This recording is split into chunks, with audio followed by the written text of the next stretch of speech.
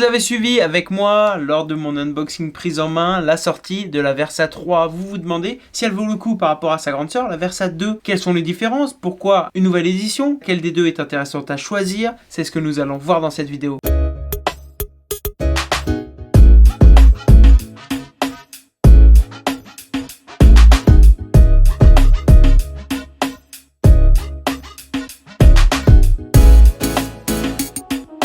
Bienvenue les amis dans Panacotech, je suis Mehdi et une fois encore nous allons comparer la crème du high-tech. Si vous ne connaissez pas la chaîne, je teste et je compare des produits high-tech, notamment des montres connectées. J'organise tous les mois un concours pour gagner un produit tech, donc abonne-toi et mets la cloche de notification. Aujourd'hui, une vidéo comparative entre la Versa 3 et la Versa 2. On va voir toutes les différences, toutes les améliorations, toutes les évolutions qu'il y a eu entre ces deux modèles. Je vous proposerai aussi une petite vidéo en vous rappelant les différences qu'il y a entre la Versa 2, Versa 1 et la Versa Lite. C'est plutôt comme ça, Versa Lite et Versa 1. Comme ça, vous pourrez mettre cette vidéo avec l'autre et vous aurez la différence entre la Versa 3 et la Versa Lite. J'ai séparé ça en deux parce qu'il y a beaucoup de points de commun entre ces trois montres et là on va changer surtout au niveau design, mais bon, on voit ça, voici le sommaire.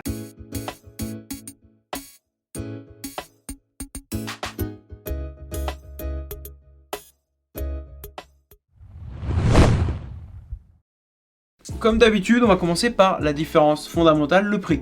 Je le dis souvent, mais si la nouvelle était moins chère que l'ancienne, la question ne se poserait pas. Ces deux montres connectées ont un prix différent. La Versa 3 est disponible à 229,95 €. La Versa 2, quant à elle, est descendue à 179,95 €, soit 50 € de moins. Pourquoi 50 € de moins? Est-ce qu'il vaut mieux mettre 50 € de plus pour passer au modèle 3? On continue.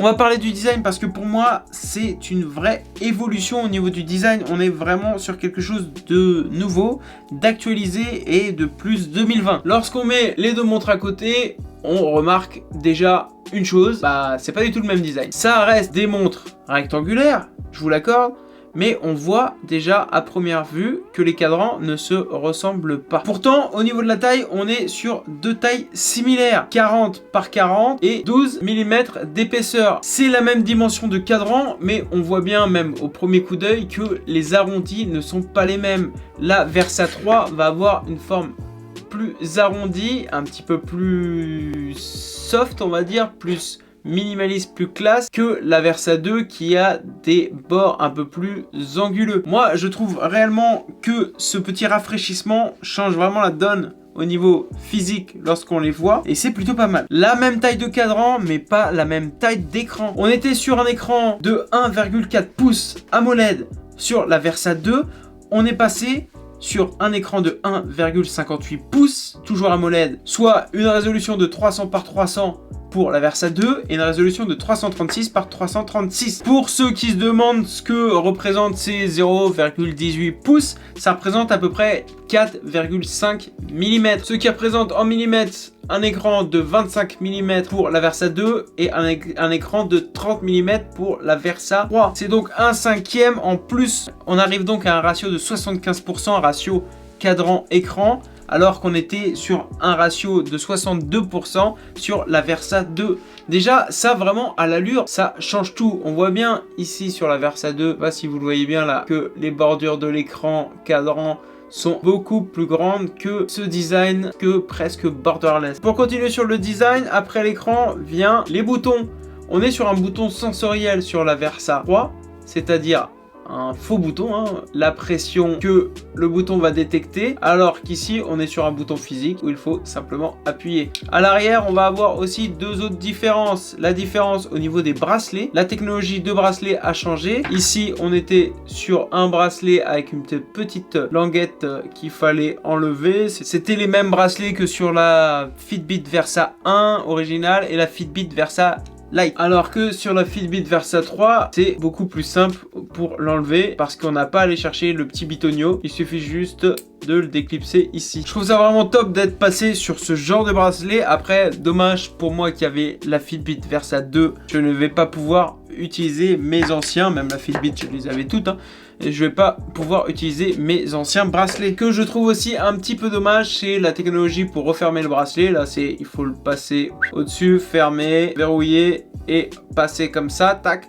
Moi, je préfère les bracelets un peu plus classiques comme on avait sur la Fitbit Versa 2. Pour finir, on voit aussi une petite différence au niveau de l'arrière, le cardio fréquence mètre, parce que là on est passé sur un cardio fréquence mètre de nouvelle génération, le Pure Pulse 2.0. Ce cardio fréquence mètre collecte plus de points de prise d'intensité cardiaque. Il va être plus précis et il va nous permettre d'aller voir les zones d'intensité cardiaque, les minutes dans chaque zone, etc.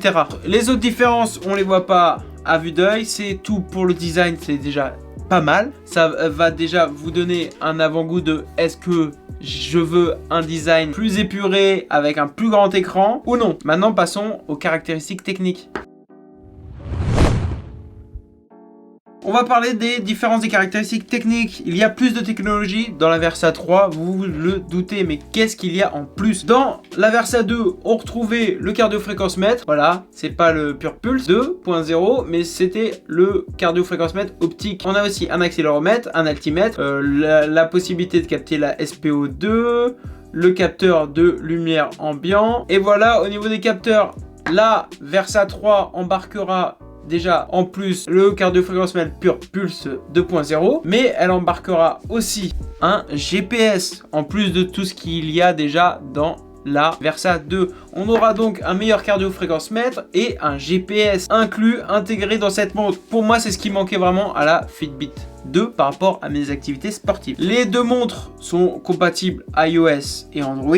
On en reviendra dans les fonctionnalités. On a du Bluetooth 5.0 sur la Fitbit Versa 3 contre du Bluetooth 4.0 sur la Fitbit Versa 2. Les deux montres sont résistantes à l'eau, 5 ATM, 50 mètres, compatibles Fitbit Pay. Elles ont un microphone pour pouvoir parler à notre petite Alexa. Il sera possible d'avoir Google Assistant dès fin 2020 sur la Versa 3 et pas sur la Versa 2. Et on aura en plus sur la Versa 3 un haut-parleur. Pour l'instant, je n'ai pas encore découvert à quoi il allait servir, car on ne peut pas répondre aux appels, enfin dans mes tests que j'ai fait, mais on en reparlera plus pendant la vidéo test. La batterie a été améliorée pour la Versa 3, elle passe à une autonomie de 6 jours contre une autonomie de 5 jours sur la Versa 2. On sait que c'est les chiffres donnés par la marque, on peut plus compter du 3-4 jours et du 4-5 jours. Mais bon, il y a une journée en plus sur la Versa 3. La Versa 2 aura en plus de cette autonomie la charge rapide qui va permettre en 12 minutes de charger un jour d'autonomie dans la montre.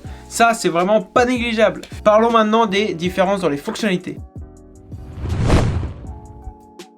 Qui dit GPS différent, qui dit cardio-fréquence-mètre différent, dit, bien entendu, fonctionnalités différentes. La Versa 3 va permettre un suivi GPS lors des activités sportives. Ça va nous permettre d'être plus précis lors de ces activités sportives, bien entendu. On pourra aussi télécharger des applications d'itinéraire GPS. On le verra pendant le test. Il n'y aura pas du coup sur la Versa 2 sans son smartphone. On va avoir aussi Google Assistant, je vous l'ai dit. Je ne pense pas que ça va être ajouté sur la Versa 2.